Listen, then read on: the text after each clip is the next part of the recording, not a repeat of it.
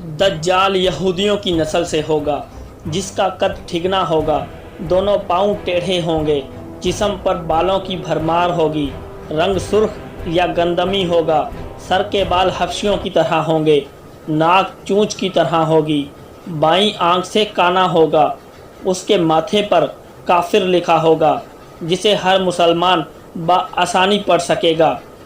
اس کی آنکھ سوئی ہوئی ہوگی مگر دل جاگتا رہے گا۔ شروع میں وہ ایمان اور اصلاح کا دعویٰ لے کر اٹھے گا، لیکن جیسے ہی تھوڑے بہت معتبرین میسر ہوں گے وہ نبوت اور پھر خدائی کا دعویٰ کرے گا۔ اس کی سواری بھی اتنی بڑی ہوگی کہ اس کے دونوں کانوں کا درمیانی فاصلہ ہی 40 گز کا ہوگا۔ ایک قدم تا حد نگاہ مسافت کو طے کر لے گا۔ دجال پکا جھوٹا اور اعلیٰ درجے کا شعبدہ باز ہوگا۔ اس کے پاس غلوں کے ڈھیر اور پانی کی نہریں ہوں گی۔ زمین میں مدفون تمام خزانے باہر نکل کر شہد کی مکھیوں کی مانند اس کے ساتھ ہو لیں گے۔ جو قبیلہ اس کی خدائی پر ایمان لائے گا، دجال اس پر بارش برسائے گا، جس کی وجہ سے کھانے پینے کی چیزیں ابل پڑیں گی اور درختوں پر پھل آ جائیں گے۔ کچھ لوگوں سے آ کر کہے گا کہ اگر میں تمہارے ماؤں اور باپوں کو زندہ کر دوں تو کیا تم میری خدائی کا اقرار کرو گے؟ لوگ ہاں میں جواب دیں گے۔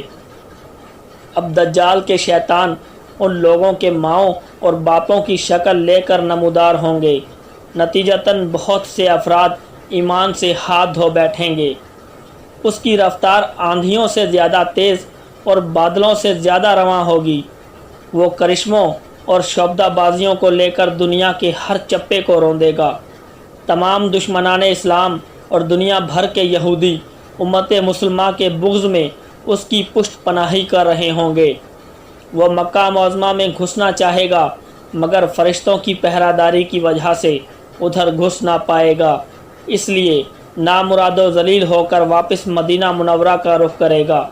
اس وقت مدینہ منورہ کے 7 دروازے ہوں گے اور ہر دروازے پر فرشتوں کا پہرہ ہوگا، لہٰذا یہاں پر بھی منہ کی کھانی پڑے گی۔ انہی دنوں مدینہ منورہ میں 3 مرتبہ زلزلہ آئے گا، جس سے گھبرا کر بہت سارے بے دین شہر سے نکل کر بھاگ نکلیں گے۔ باہر نکلتے ہی دجال ان کو لقمۂ تر کی طرح نگل لے گا۔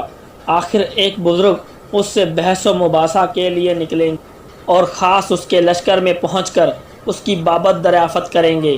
لوگوں کو اس کی باتیں شاق گزریں گی، لہٰذا اس کے قتل کا فیصلہ کریں گے، مگر چند افراد آڑے آ کر یہ کہیں گے ہمارے خدا دجال، نعوذ باللہ، دجال کی اجازت کے بغیر اس کو قتل نہیں کیا جا سکتا ہے۔ چنانچہ اس بزرگ کو دجال کے دربار میں حاضر کیا جائے گا، جہاں پہنچ کر یہ بزرگ چلا اٹھے گا، میں نے پہچان لیا کہ تو ہی دجال مالون ہے، اور نبی علیہ السلام نے ہمیں تیرے ہی خروج کی خبر دی تھی۔ دجال اس خبر کو سنتے ہی آپے سے باہر ہو جائے گا اور اس کو قتل کرنے کا فیصلہ کرے گا۔ درباری فوراً اس بزرگ کے 2 ٹکڑے کر دیں گے۔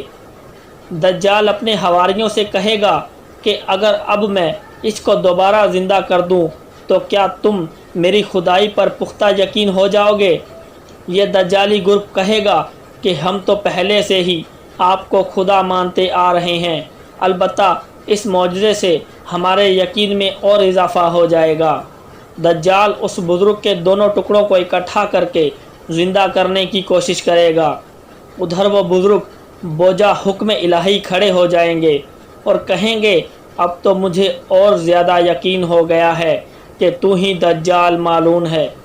وہ جھنجھلا کر دوبارہ اسے ذبح کرنے کی کوشش کرے گا، لیکن اب اس کی قوت سلب کر لی جائے گی۔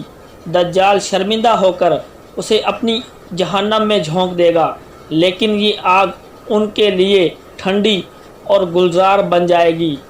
اس کے بعد وہ شام کا رخ کرے گا، لیکن دمشق پہنچنے سے پہلے ہی امام مہدی علیہ السلام وہاں آ چکے ہوں گے۔ دجال دنیا میں صرف 40 دن رہے گا، ایک دن 1 سال، دوسرا دن 1 مہینہ، تیسرا دن 1 ہفتہ کے برابر ہوگا، بقیہ معمول کے مطابق ہوں گے۔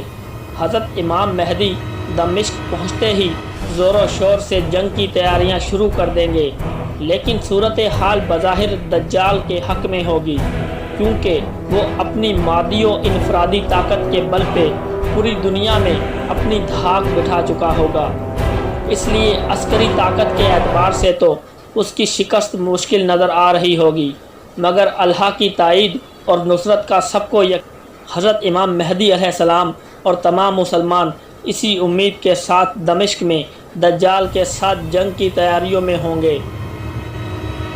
ملی شرازہ لشکر کی ترتیب اور یہودیوں کے خلاف صف بندی کو منظم کرنے کے ساتھ ساتھ حضرت امام مہدی علیہ السلام دمشق میں اس کو اپنی فوجی سرگرمیوں کا مرکز بنائیں گے، اور اس وقت یہی مقام ان کا ہیڈ کوارٹر ہوگا۔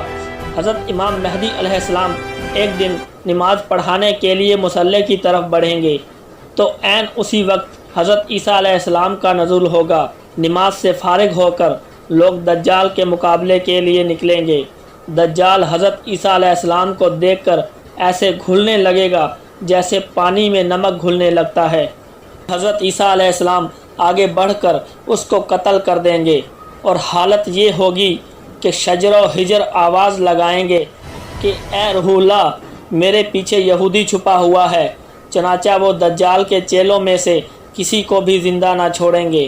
پھر حضرت عیسیٰ علیہ السلام صلیب کو توڑ دیں گے، یعنی صلیب پرستی ختم کریں گے، خنزیر کو قتل کر کے جنگ کا خاتمہ کریں گے، اور اس کے بعد مال و دولت کی ایسی فرمانی ہوگی کہ اسے کوئی قبول نہ کرے گا، اور لوگ ایسے دیندار ہو جائیں گے کہ ان کے نزدیک ایک سجدہ دنیا و محفیہ سے بہتر ہوگا۔ یاد رہے کہ یہ فتنہ دجال سے آگاہی تمام انبیاء علیہ السلام کی سنت ہے، جبکہ آج یہ سنت مٹ چکی ہے، لہٰذا اس سنت کو زندہ کرتے ہوئے اس ویڈیو کو 10 بڑے گروپس میں شیئر کریں۔ معلوماتی ٹی وی کے ساتھ رجب عکاس کو دیجیے اجازت۔ اللہ حافظ۔